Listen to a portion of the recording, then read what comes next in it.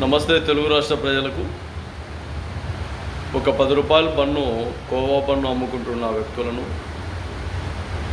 కొంతమంది యూట్యూబర్స్ అని, ఛానల్స్ అని ఎగతాళి చేస్తూ, అవమానిస్తూ, అవహేళన చేస్తూ మాట్లాడారు. వీళ్ళందరికీ కూడా మరి చట్టం, ప్రభుత్వం కూడా ఒక్కొక్కసారి నిర్లక్ష్యంగా కాకుండా వాళ్ళు ఎంతవరకు ఈ రిజిస్ట్రేషను, ఎంతవరకు ఈ విధానాలు, ఎంతవరకు ఫేకు, ఎంతవరకు నిజం, వీళ్ళు ఎంతవరకు ప్రజాస్వామ్యంలో ఈ ఛానల్స్ పెట్టిన వ్యక్తులు ప్రజలకు ఉపయోగపడుతున్నారా, బ్లాక్మెయిల్సా, ఇంకా ఇబ్బంది పెడుతున్నారా ప్రజలు అన్న ఆలోచన కోణంలో ప్రభుత్వాలు కొన్ని నిర్ణయాలు తీసుకోండి. అలాగే ఎక్కడైనా కూటి కోసం కోటి విద్యలని ఒక సామెత ఉంది.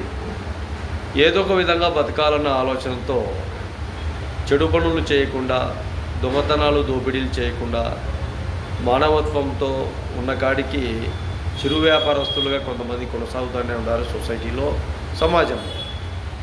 వీళ్లకు చేతనైతే సహాయ సహకారాలు అందించాలి, లేదంటే వాళ్ళ పని వాళ్ళు చేసుకునేవాళ్ళు. అలాగే కానీ బెదిరించే విధంగా, భయపడించే విధంగా, రకరకాలుగా ఇబ్బందులు గురి చేసే విధంగా ఎవరు కూడా ఎక్కడ కూడా ఈ అవమానకరమైన విషయాలను ప్రజలకు తెలిసే విధంగా, తెలిపే విధంగా చేయకండి దయచేసి. లేదు మీ వల్ల ఏదన్నా కొత్త విషయాలు, లేదంటే గిన గంజాయి అమ్ముతారు, మందు, డ్రగ్స్, రకరకాలుగా ఎన్నో ఉన్నాయి. వీటిపైన ఆరా తీయండి, ఇంకా ప్రజలు బాగుపడతారు. ఆ పాలకోవా బన్ను విషయంలో ఎంతగా ఇబ్బందులు గురి చేసే విధంగా ఈరోజు తెలుగు రాష్ట్రాలలో పూర్తిగా ఆ బన్ను అమ్మే వ్యక్తికే సపోర్ట్ చేసే విధంగా ఉన్నారు.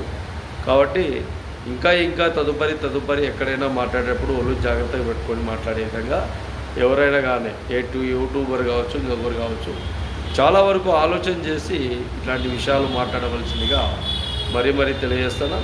ఈ విషయాల్లో రాష్ట్ర ప్రభుత్వం కూడా చొరవ తీసుకోండి. ఆ బన్ను, కోవా అమ్మే వ్యక్తులకు ఎంతవరకు ఏంటి విషయాలని క్లారిటీగా పూర్తిగా విచారణ చేసి వాళ్ళకు న్యాయం చేసే విధంగా ఉండాలని మనస్ఫూర్తిగా